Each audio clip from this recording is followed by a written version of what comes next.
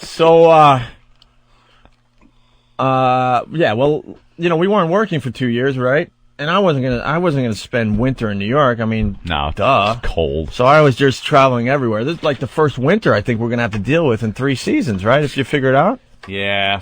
So, I mean, I was going down to Florida, Arizona, California, anywhere warm. places. Dallas, I went a couple times.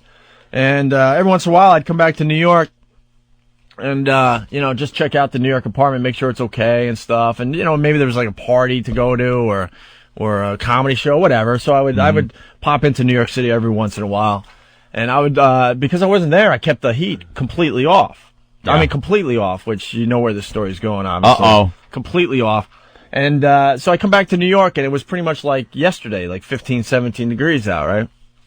So I'm getting ready to, I forgot where I was going, but I was getting ready, and I turn up all the heat when I first got there. It's going to take a while. And I'm like, while the heat's, cranking up, I'll take a hot shower, So I'm taking a really hot shower, and all of a sudden, the water just turns ice cold.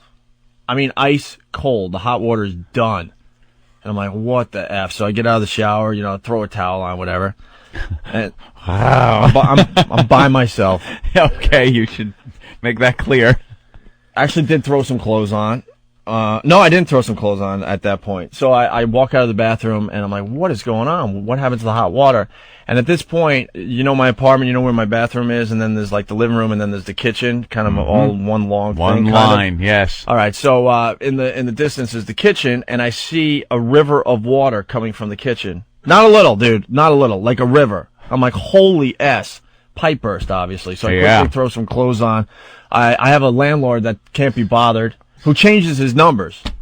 I can't even get a hold of my landlord if I wanted to. Notorious Manhattan landlords. Oh yeah, they are the worst. Oh yeah, all they want is the first rent deposit, and make sure you give them rent money. Give them their money, and that's it. And it gets so. I mean, I had his number originally, but it gets to the point everyone bothers him. He just changes his number. He could care less. There you go. He's like leasing the apartment. He has some weird deal. He's just like the leasing agent. Like he doesn't. Typical. He doesn't officially own the building, but he takes care of everything for the owner who's in Florida, and just gives him money. It's a weird situation. So I have just a raging river coming from the kitchen going across, my living room toward my big TV. It's coming in from the. I thought maybe it was going out the back door or something. Oh, I wish. No, it was coming right from the kitchen.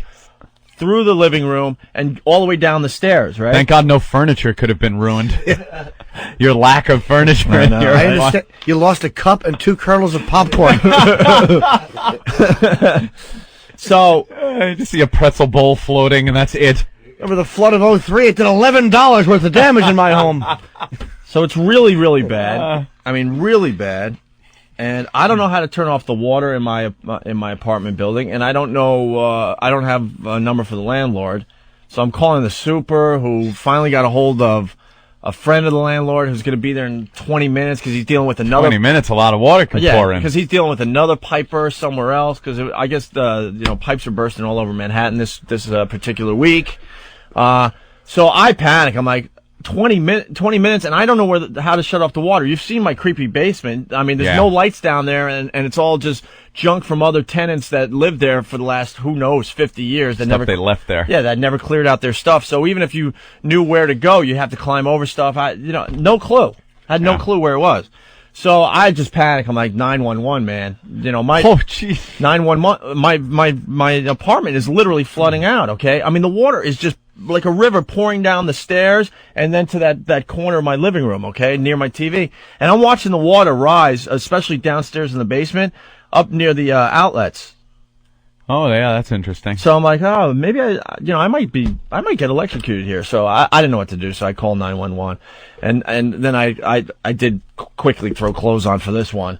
So make a long story short, the police show up, and they pound down the door just like the fire department from the last story. That's what they do. So they come charging in, like 2 or 3 of them. They're assessing the situation, pipe burst, water. At this point, I'm downstairs in the basement looking up. It's like my computer room / guest room, and I'm watching like the ceiling is now getting ready to collapse. Oh, the water's coming down from the floor and then hanging in the ceiling? Yeah. I mean, it's getting really bad.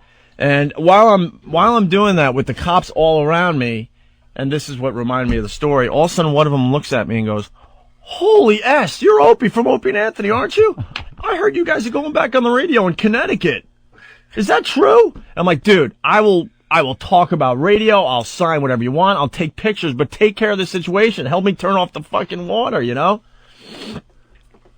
And Did they're you like, have where was it, downstairs? "Yeah, in the creepy basement." It was in the creepy basement. Yeah, one of the landlord's, buddies finally figured that part out.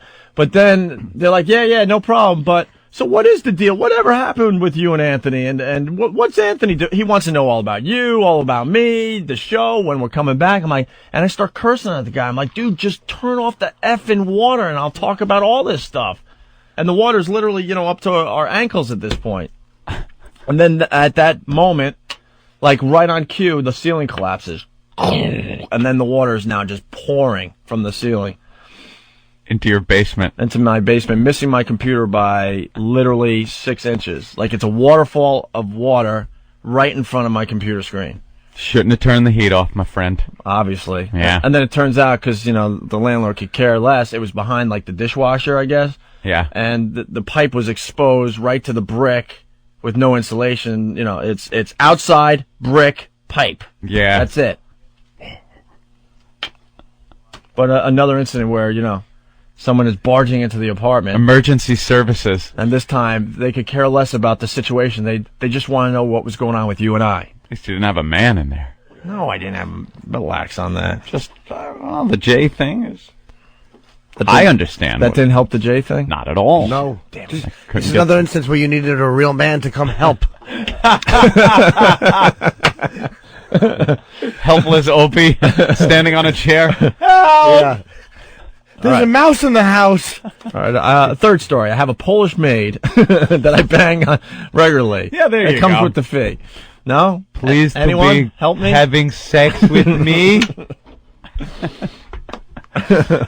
Opie has a thing for men in uniform. People are really hammering you. Yeah, Somebody I know. sent this in. Nick from Long Island. Opie, you got lucky. This is about the first story. Imagine if you invited Steve C over. It would have been like a scene at a backdraft. Well, there you have it. A couple of little stories to start the show today, Anthony. But Yeah. Yeah.